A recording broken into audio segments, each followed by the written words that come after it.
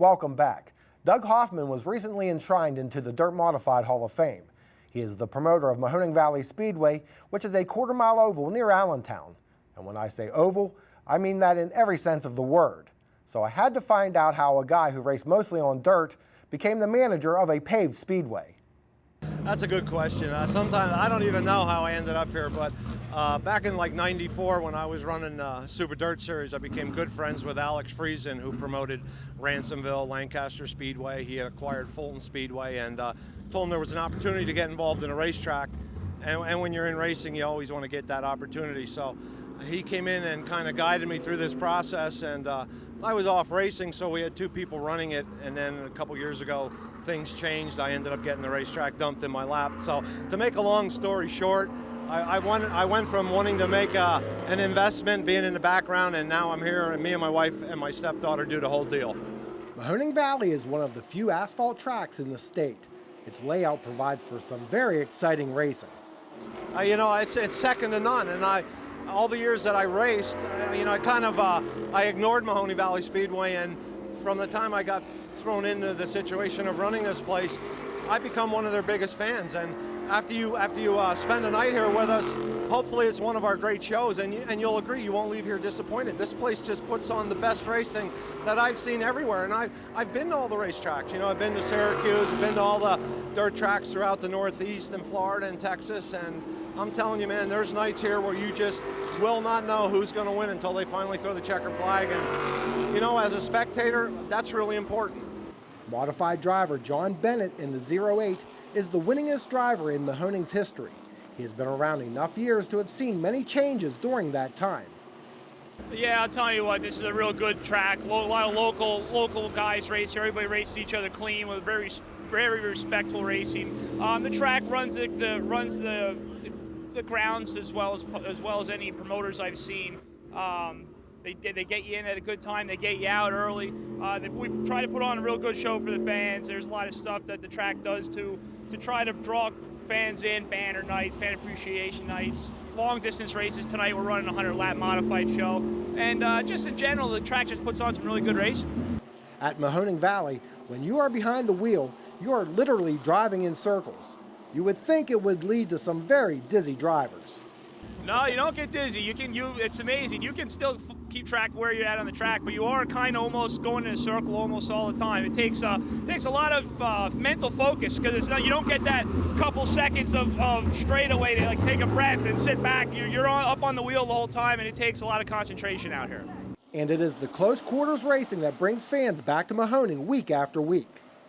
Oh yeah, this is good old-fashioned short track racing. I mean, you'll see the fans get into it, and you'll see the tempers flying in the pits some nights, but for the most part, we really concentrate on giving the people in the grandstands a good product. We adjust our show according to car counts. We try and get the show over by 9:30, and we're usually between that 9:30 and 10 o'clock period, which is something I'm really proud of. I don't want to keep people here all night, but it's got that real carnival atmosphere. We've got the best food that I've ever had at any racetrack, and we make that a priority. It's not a deal where we want to sell hot dogs and make money.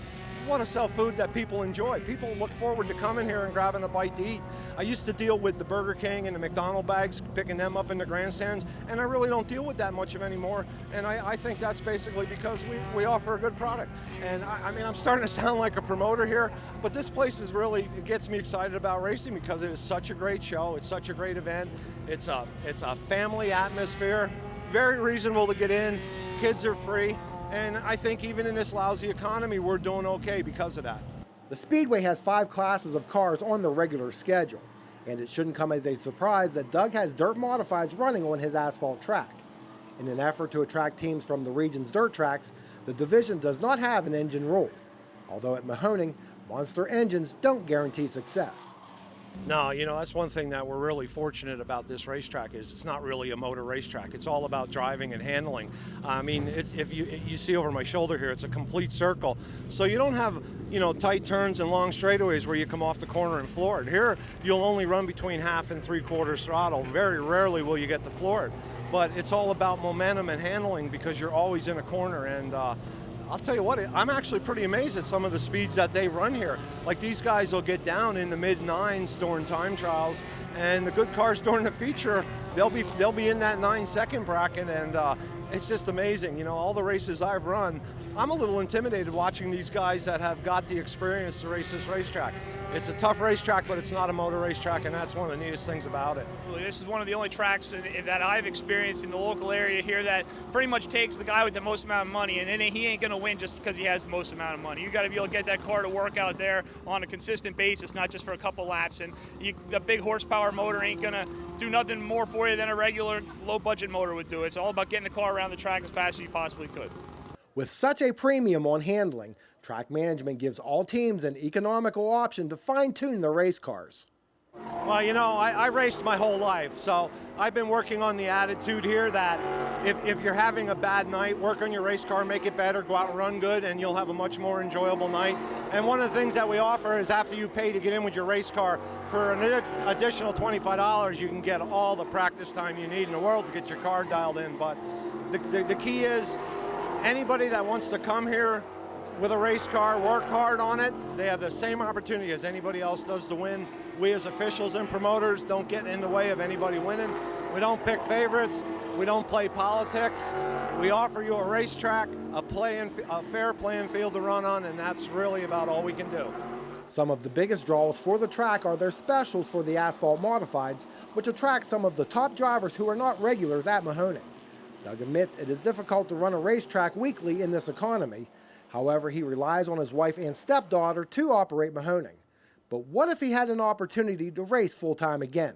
You know, it's really tough. I don't even know if I could go back to racing after being on this side of it again as much as I'd like to. And a lot of times I say that if I go back to racing, when I go to pay to get in, I'll pay double because I know how hard some of these racetracks are struggling just to stay open. It's like I was telling you earlier, one of the things that I'm proud of is the fact that I open this place every Saturday and I pay all my bills.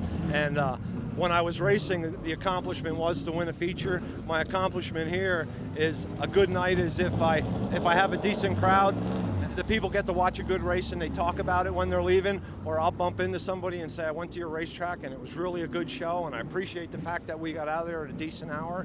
And it's tough, you know, every week I worry about whether we're gonna have a decent car count, whether the crowd's gonna come, whether the weather's gonna hold out. It was a lot easier being on that side of the fence than it is being on this side, but I refuse to let this place fail under my watch, and I don't know, you got to work at it. You just keep working at it. There's very little reward, but if there's a good show tonight and you leave here telling everybody it's a good show, that's my reward. I get the impression that Doug really enjoys his work at Mahoning. What do you think? I know I look forward to my next visit to the Speedway. Coming up next, more pavement action as Pit Pass pays a visit to Motordrome Speedway. Stay with us.